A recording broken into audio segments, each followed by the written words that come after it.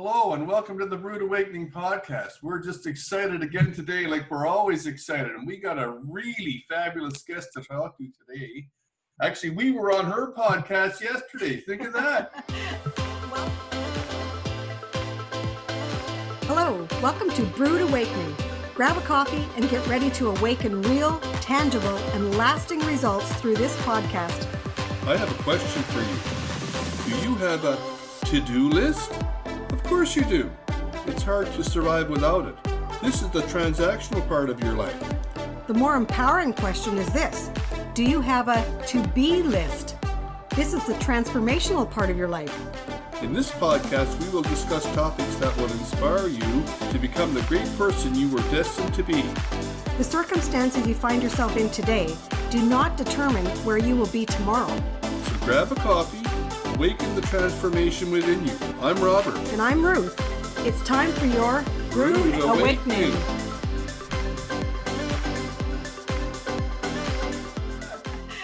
Welcome, Della. And Della is here, Della Fatui. She's here from her own show, which is Della's Voice. And we are so excited because this is what you do. You bring hope, wellness, and recovery through knowledge brokerage. That is amazing. So welcome, Della. We're so proud to have you on our show.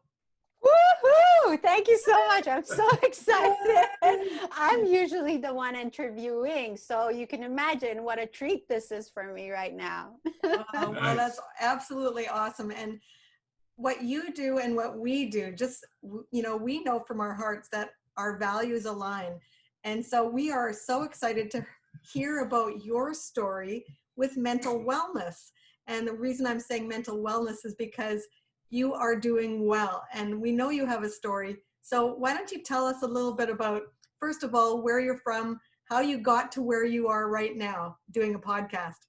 Oh, sure. Yeah. How long do we have? Just go, man. It can be whatever it is. Yeah. No, it's great. It might become a series. No. I think it should. Sure. So my name is Dela Fatui. I was born and raised till I was 13 in Iran, little country in the Middle East with a lot of good reputation at the moment. So when I was 13, my mom packed up 2 suitcases and took me and my little brother, who was 8 at the time, out of Iran. And she decided she was going to take us on a journey to a better life. So that took us to France. And we stayed there for about 3 years, and then mom decided, nope, this isn't the country for us. We need to go somewhere better. And then she packed up again, and she, again, with 2 suitcases, moved us to Canada. We got smuggled in, actually, because we didn't have the visas. And so that's a totally different story. But that I think does have to be a series, because I want to know that story too. Yeah, for sure. So I mean, that's now more than 30 years ago, and Wow. yeah, so we've lived in Canada for that long. So my journey with my introduction to mental health actually began with my brother. My brother was diagnosed with schizophrenia when he was in his early 20s. And so for the longest time, I had no clue. So I had heard that he was diagnosed with schizophrenia, but I wasn't really interested to find out more. I was totally oblivious. I always just thought that he was misbehaving, that he was just, he was just a bad seed, or he was just mean and selfish. And I blamed him for everything, like all the chaos in my life. I blamed him for it. I always thought, oh my gosh, if I could just have a normal brother, my life would be so much easier, because there was a lot of conflicts between us, but also he got in a lot of trouble with the law. So I was always bailing him out. I was always trying to help him out. And so it was a I felt like it was a big strain on my life. So I blamed him for a lot of stuff. And to go Excuse into me. that just a little bit, it was a strain on your life. Yes. That's a fact. Like it was a hardship for you. It was, but so my point is, I didn't know where it was Right. stemming from, and that's the root of a lot of problems. Because had I been more educated about mental health and all these different problems that could go along with that, I could have been more support to him, and Yes. maybe things wouldn't get as bad as they did. So anyways, 20 years went by like this, and Wow. all along, yes, so he was in and out of my life. Sometimes he would call, and then he'd be blasting, cursing at me and my family and threatening me, and like at some point he would come back and preach me.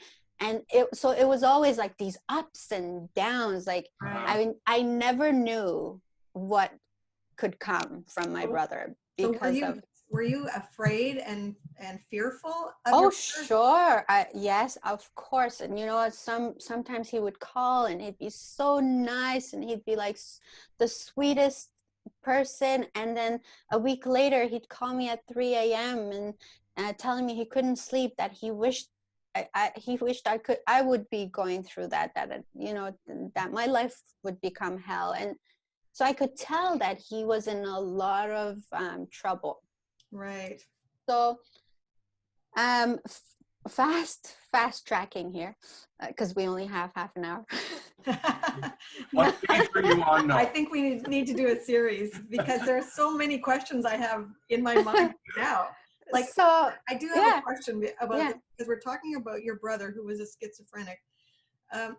What did you see besides the ups and downs, or the highs and the lows? What else was there that you noticed? Extremes. So he'd become vegan, and so to a point where you couldn't touch the same spoon.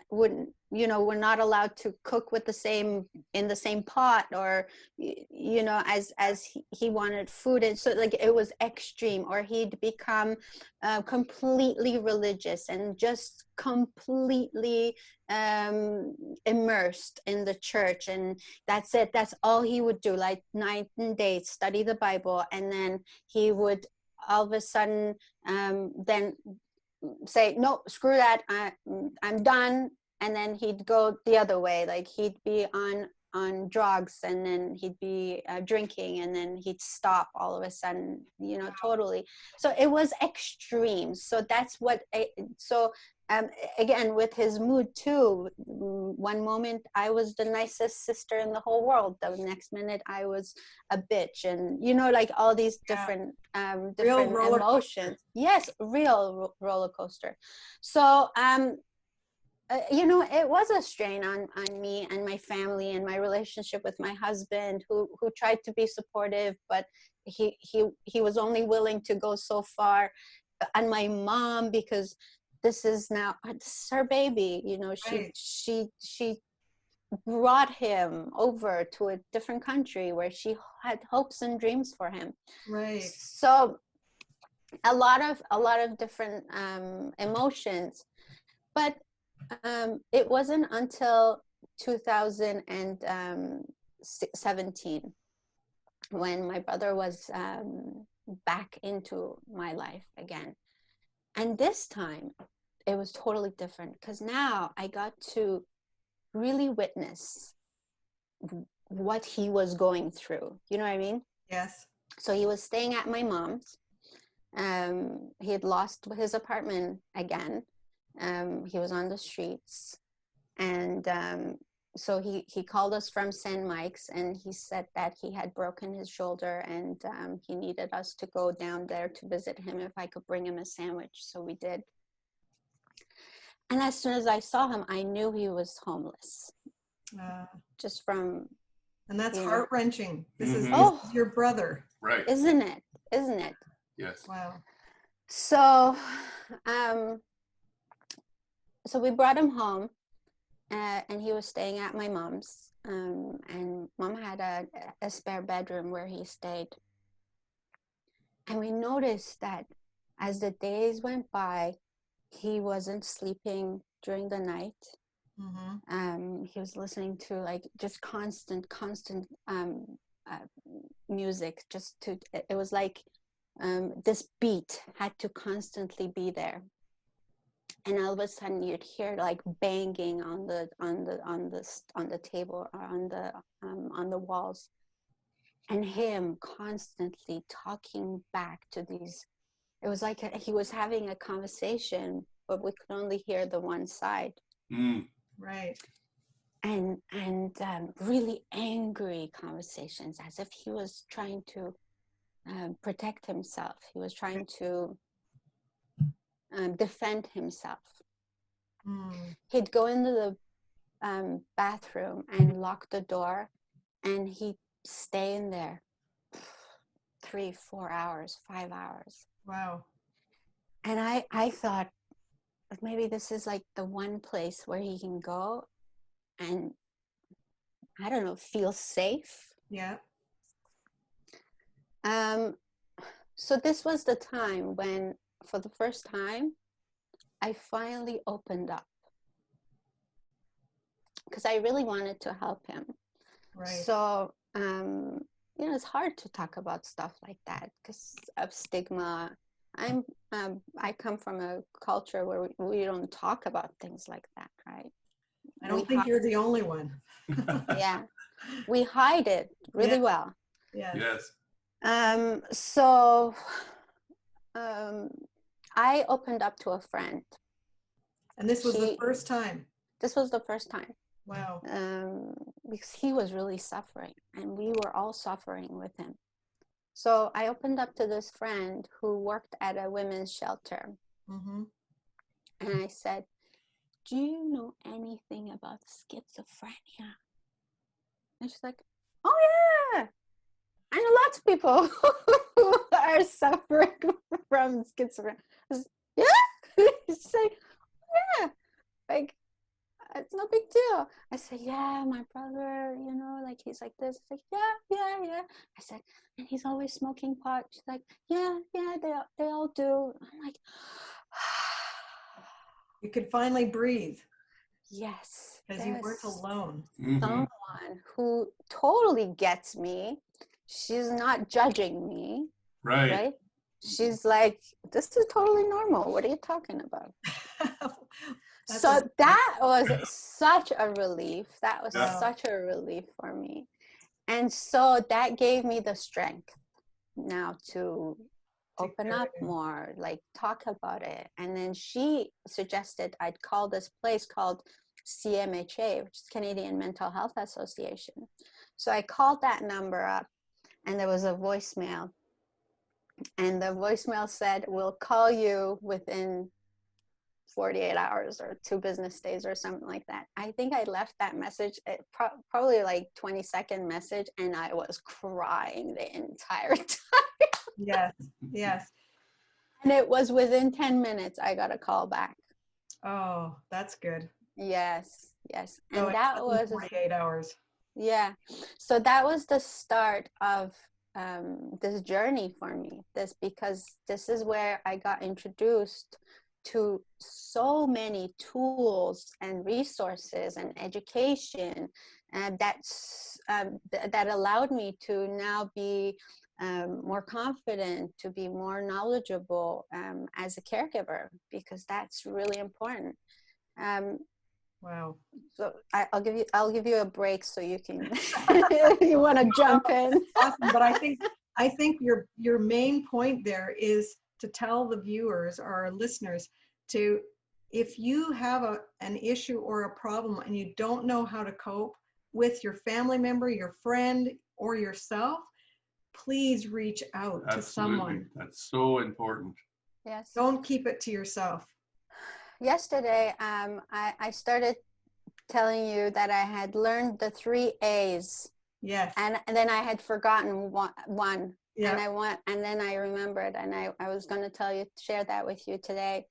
The 3 A's are admit, that you have a problem, that something is not going right. Right. Accept help, Yes. Yeah. support. Yeah. And the last one is action, and take action, because ultimately you're the one who can change things. So those are the 3 A's, and I just thought I'd share that. Oh, those are so very, very helpful. 3 A's. Admit that you have a problem. Don't be in denial, because that is what so many people, they just keep stuffing it down. Denial's a river in Egypt. Yeah, it's yes, true. Denial isn't. Admit that you have a problem, and then accept help. That's so important. Reach out for help, and then take action. Yeah. And those steps are crucial. You have to decide to take action and then do it and move forward.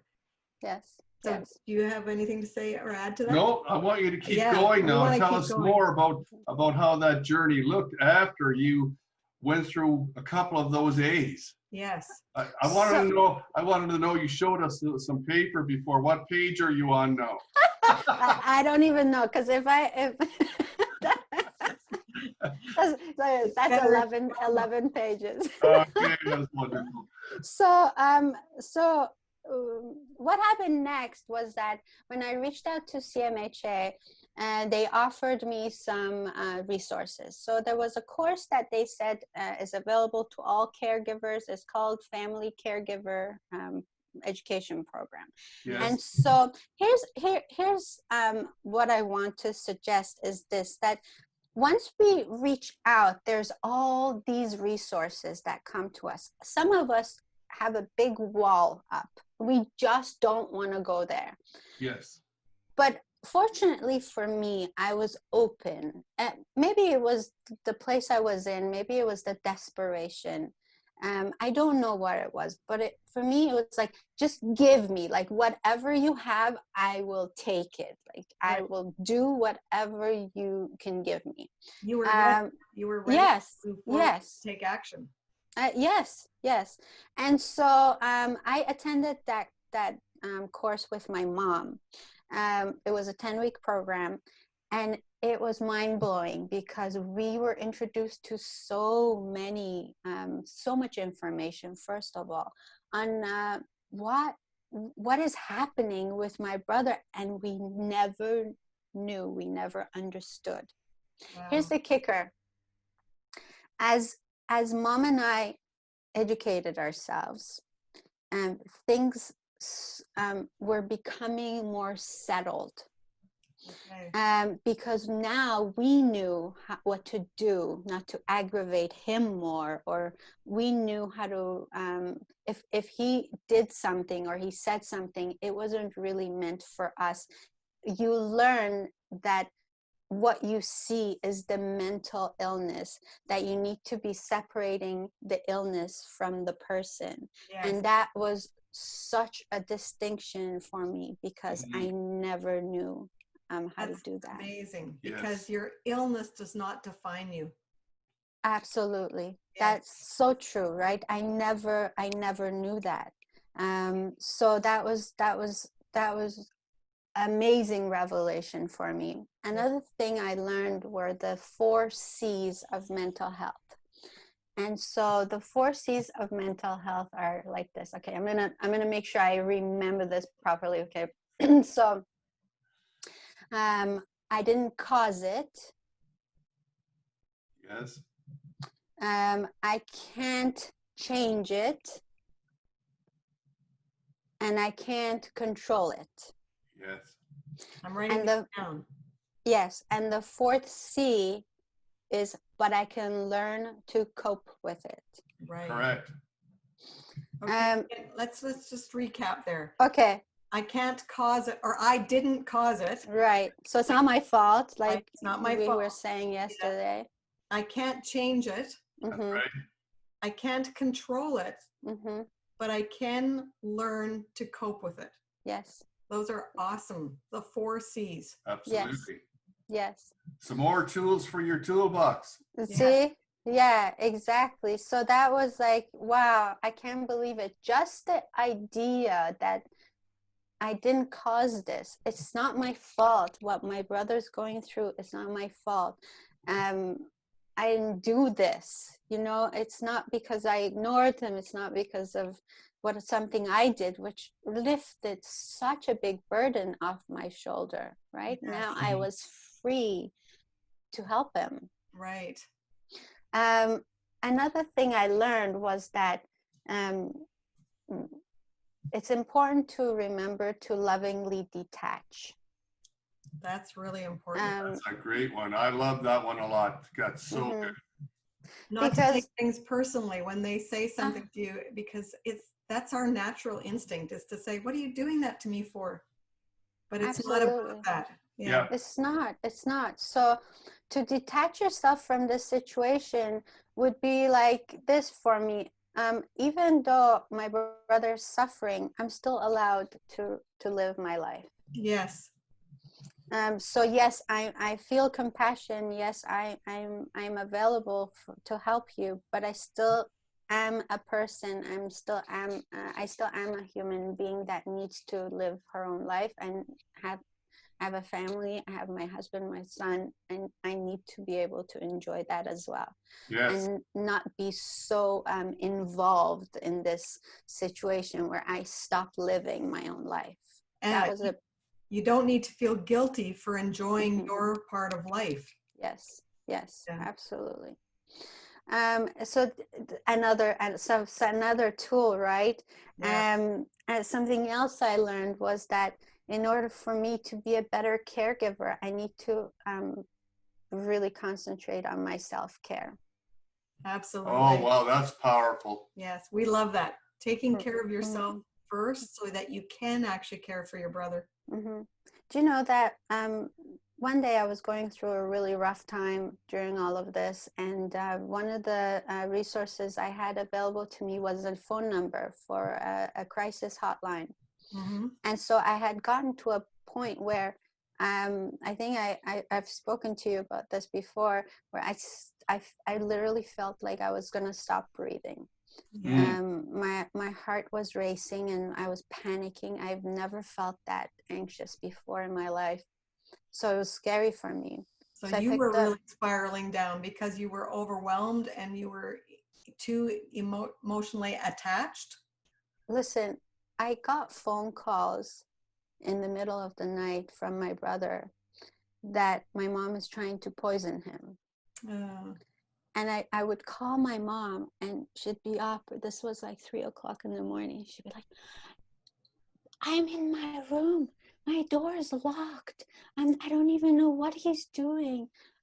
Oh my goodness. So he was like, he was constantly thinking stuff up. And then he would act on it. He would call me and he'd tell me he wants to call the police on my mom because she's trying to kill him. And it was just a scary time. It was like really scary. So yes, of course I was like anxious all the time, and meanwhile trying to run a business and be a mom and be a wife, and so it was overwhelming. So I picked up the phone and called this number, and the first thing the lady said to me, she said do me a favor and just breathe. Like, take a deep breath, everything's okay. Yes.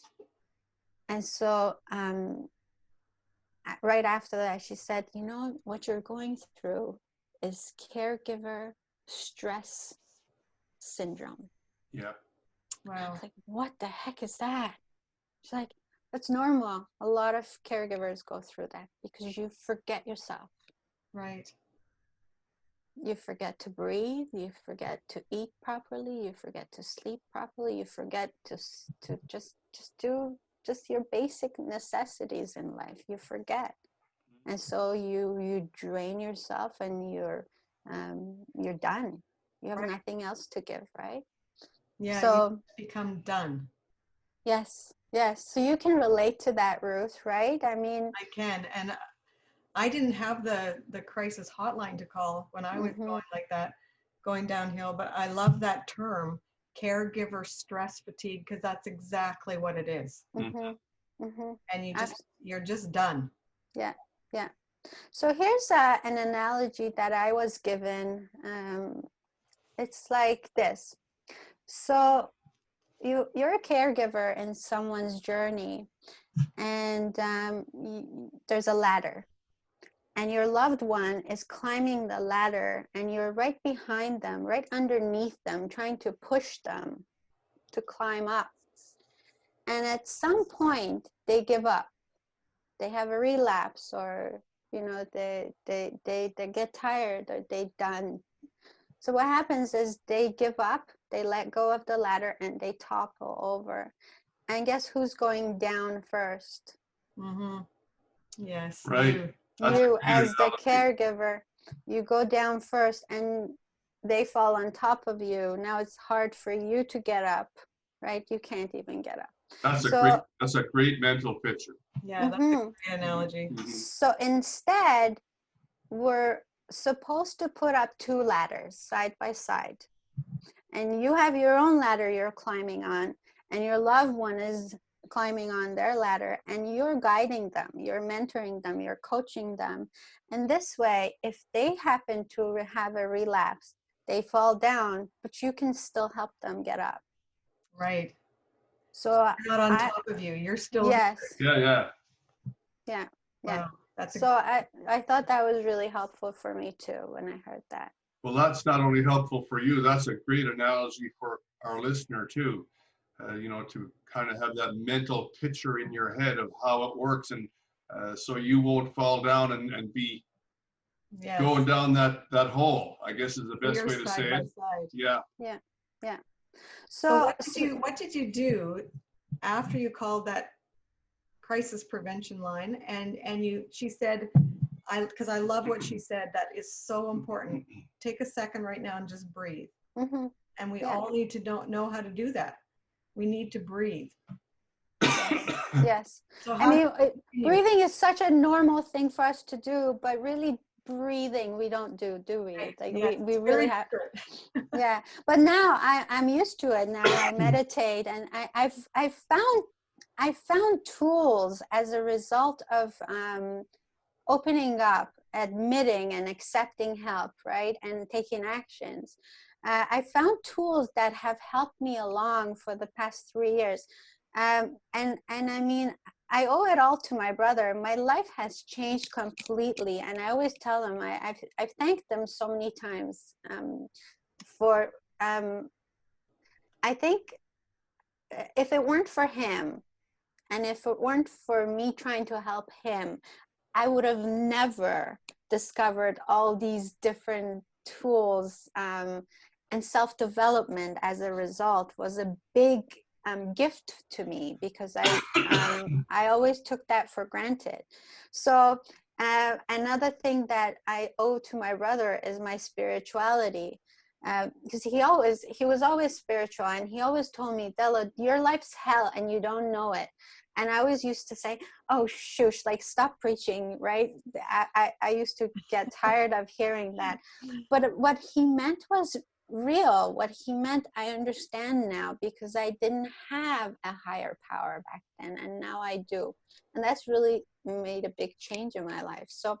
Oh, that's great. I can even see the difference in you, Della, because you're saying that your brother gave you a whole new lease on life. Like, you took a different perspective. You had your own perspective, and when you opened your mind, or you opened the box, you stepped outside your little comfort zone, you saw a whole new world.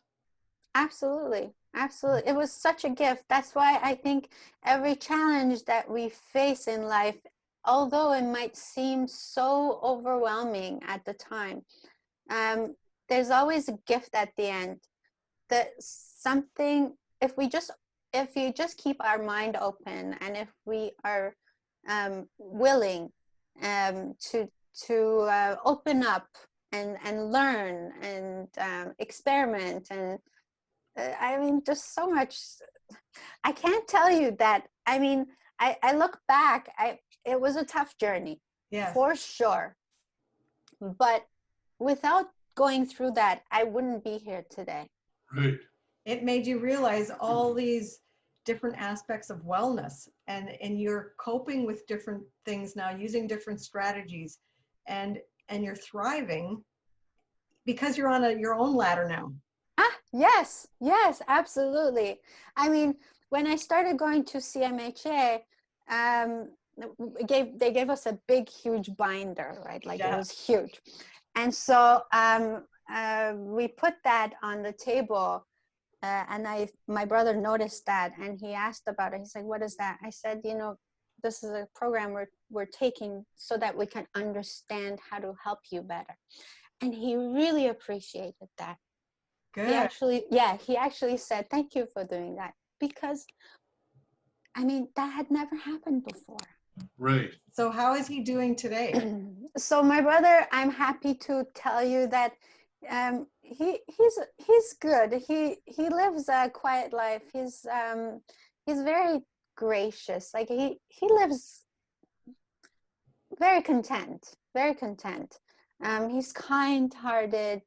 We visit once in a while, and with COVID right now, of course, I haven't seen him for a few months, but we talk on the phone, and we send each other emojis all the time.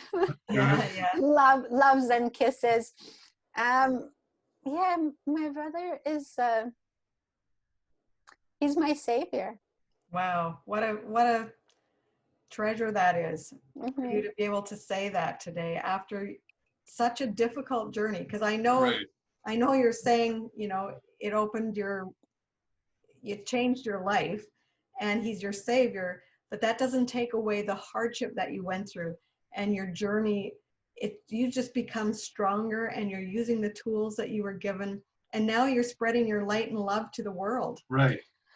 And that's just it, right? I think the reason why I wanted Della's voice to be a voice for recovery and wellness and hope especially, because when we're going through a tough time, boy, oh boy, hope is not there, is it? It isn't. No, it isn't. No. So to hear the story of other people, to hear that you're not alone, first of all, but that there's light at the end of the tunnel. Yes. And that it's not your fault. That's not your fault. That's powerful. And so it is really interesting. We talked about this yesterday too, that so often your greatest barrier can also be your greatest triumph.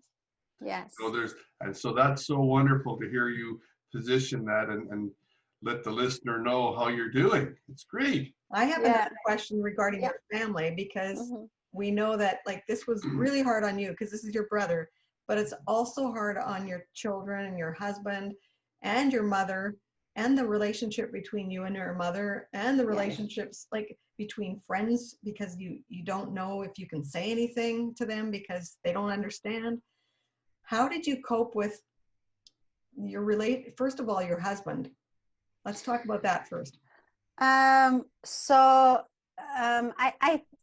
It was a big strain on him, for sure. I mean, my husband, he's a godsend to me. I think he's just such a wonderful man. The amount of support he gives me on a daily basis, and trust me, I've challenged him. But he's always been there, right? And there's been times where he didn't understand. He didn't understand mental health either. He didn't get it. It was like me. We were all oblivious. Yes. We didn't know. There's a saying I heard Oprah say, but she was quoting someone. I can't remember who she was quoting, but that, I do know, Maya Angelou. Oh, yes. She said, when you know better, you do better. Right. That's so true. And so we know better now. We know better, so we do better. And now my husband understands. My son understands. And here's the thing. All our relatives and extended family reacted exactly the way we projected Hmm. on them. Right. And the moment our perspective changed, the moment we were willing to explain what was going on and really became advocates for my brother, their viewpoint changed completely. Right. Wow. Mm. If we had a family get together last year in the summertime, and my brother was there, and because of the way we were with him, everybody acted accordingly. Well, that's wonderful. Yeah. And that's what you talked about, bringing hope and recovery through knowledge. Yes. With your knowledge and you telling them and helping them see the difference, and that there is a way to respond and not react, then they can be more understanding and helpful as well. Yes, absolutely. Mm-hmm. So this is why I started volunteering for CMHA. Awesome. So the same program that gave me the hope and the knowledge and the resources, I now volunteer and facilitate those meetings along with fantastic people. But that we bring families in. Families start out with exactly in my shoes. You know, I just have a lot of remember when back moments, and I'm so grateful because they come in through the door totally hopeless and without knowledge and just really tired and, you know, like desperate and at the end of their wits. And then at the end of the 10 weeks, they all have a smile. They have found the hope. Right. And yes, they Wow. walk out with their heads high and, you know, They know they can go on. Such a great transformation. So Della, as we're coming to the end of this interview, tell us where we can find you. Well, Besides the flower shop, because we didn't even mention the flower shop. Della is a flower herself. She's a beautiful flower. Thank you. Right. But she owns a shop called Flowers and Things. And so Della, do you ever stop and smell the roses? Oh my gosh, all the time. I love my flower shop. I gotta tell you, I love that place. It's such a serene place. You know, it's filled with beauty and just such a great place to be. But I think the best part of owning a flower shop is that at the end of each arrangement, the purpose is to make someone smile. Oh. So that's why that's what makes it better. Also, I mean, that's how we make a living. But it's called Flowers and Things, and it's in Newmarket, Ontario. We've been here for 17 years. I now run it with my husband. That's a totally different story. Okay, so like I get that one. Yeah.